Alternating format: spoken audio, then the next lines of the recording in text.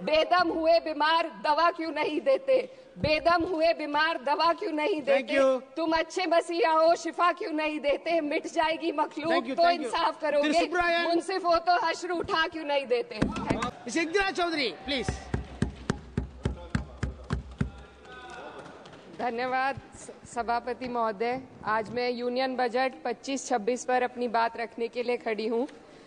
भारत के संविधान के आर्टिकल 38 भारत को एक वेलफेयर स्टेट के तौर पर पेश करता है और सरकार की जिम्मेदारी है कि बजट और उससे जुड़ी वेलफेयर स्कीम्स के जरिए इन आर्टिकल्स को हकीकत में लाया जाए।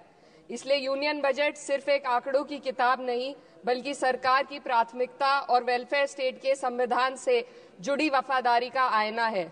सरकार की जिम्मेदारी है कि इकोनॉमिक पॉलिसीज, जिनमें बजट भी शामिल है, ऐसी बनाए जाए जो गैर बराबरी को कम कर सके और सबसे ज्यादा गरीब वर्ग को सहारा दे। बजट वो लाइफलाइन है जिससे शिक्षा, स्वास्थ्य, पेयजल, सोशल सिक्योरिटी, SC/ST माइनॉरिटी, गरीबों की भलाई के लिए स्कीमें चलाई जाती है।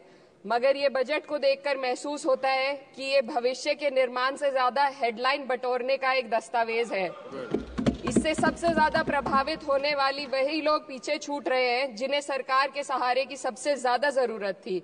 वो किसान जो बढ़ती लागत से परेशान हैं, वो नौजवान जो बेरोजगारी का सामना कर रहे हैं, और वो औरतें जो निजामती रुकावटों से जूझ रही हैं, और वो गरीब जो महंगाई के बोझ के तले दबे हुए हैं।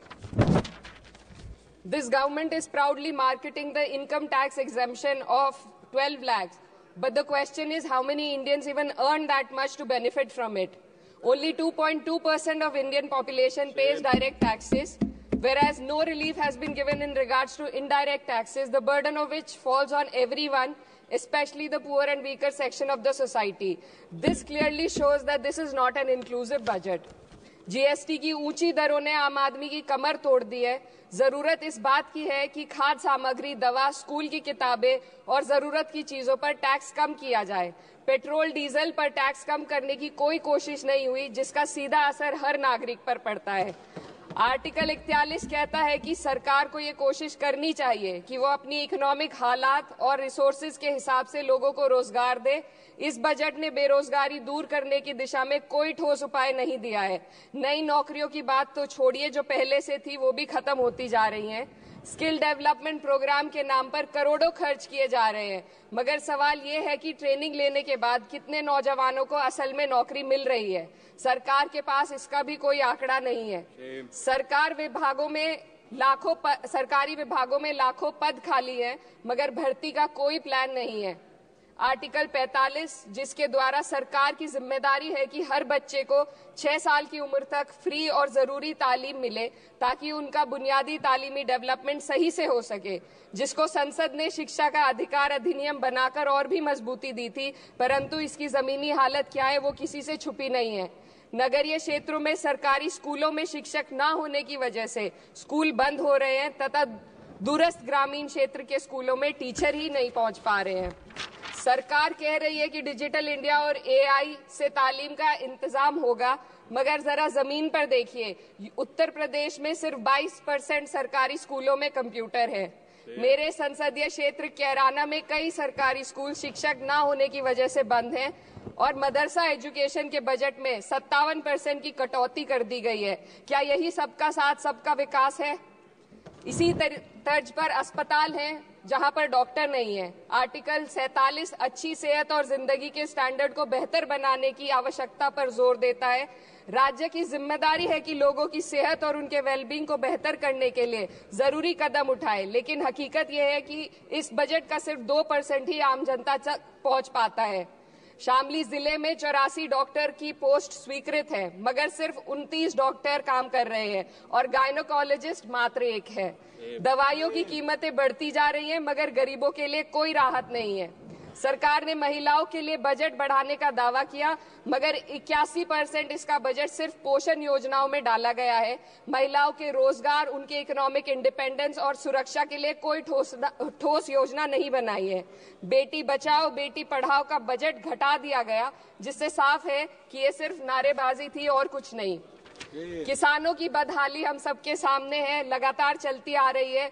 2016 में कहा गया था कि 2022 तक किसानों की आमदनी दोगुनी होगी, मगर 2025 आ गया और एमएसपी पर कोई ठोस गारंटी आज भी दी नहीं गई है।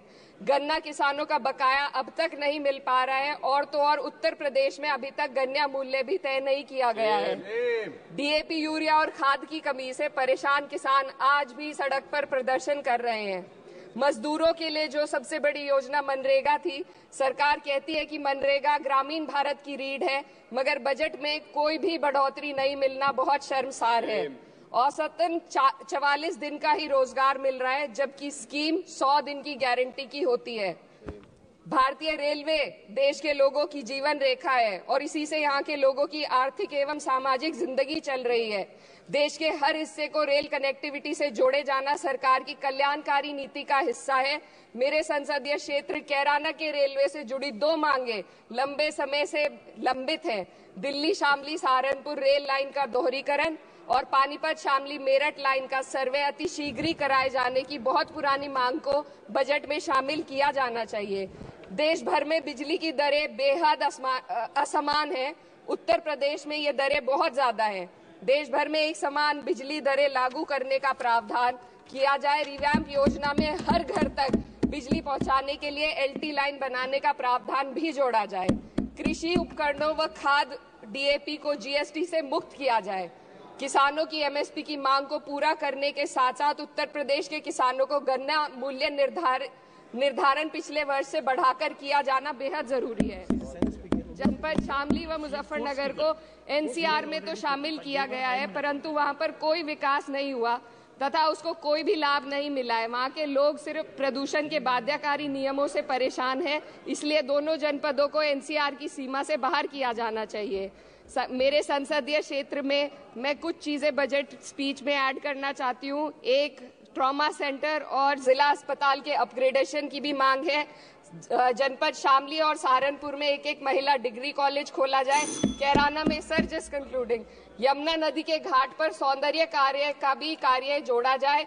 जनपद शामली में टेक्सटाइल पार्क की स्थापना की जाए और जो संसद निधि है, सांसदों को केवल 5 करोड़ रुपए दिए जाते हैं और एमएलए, उत्तर प्रदेश के एमएलए को भी 5 करोड़ दिए जाते हैं। हमारी मांग है या तो इसे बढ़ाकर 25 करोड़ किया जाए या फिर सिरे से खारिज किया जाए। Sir, just one minute. The union budget was an opportunity to address the pressing...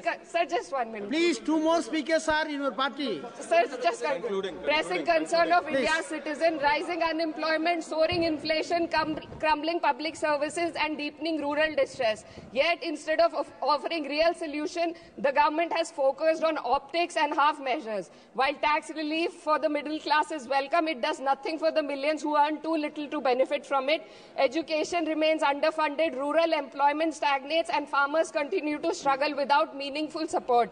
The delays in conducting the census and caste census further exposes the government's disregard for data-driven policy making and social justice. India needs a budget that prioritizes its people, not just its economic headlines, a budget that invests in human capital, strengthens social security, and ensures dignity and stability for all. But what we have instead is another missed opportunity, one that fails the poor, the youth, the farmers and the women of this country. Budget प्रस्ताव पर अपने विरोध को मैं 2 पंक्तियों में आपके सामने रखना चाहूंगी। बेदम हुए बीमार दवा क्यों नहीं देते? बेदम हुए बीमार दवा क्यों नहीं देते? तुम अच्छे मसीहा हो, शिफा क्यों नहीं देते? मिट जाएगी मखलूक तो इंसाफ करोगे, मुंसिफ हो तो हश्र उठा क्यों नहीं देते? Thiru Subrayan,